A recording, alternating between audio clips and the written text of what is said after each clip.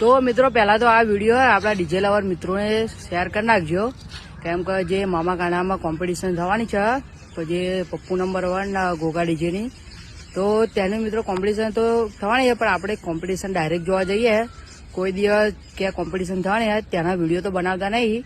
તો મિત્રો આજે બનાવી નાખ્યો, કેમ કે બાજુના ગામમાં થવાની છે કોમ્પિટિશન, અને કોમ્પિટિશન થવાની છે જે 16 તારીખે સાંજે એટલે 7 વાગ્યાની આજુબાજુ તે ગામમાં બંને ડીજે હવન કરવા આવશે એક જ મંદિરે.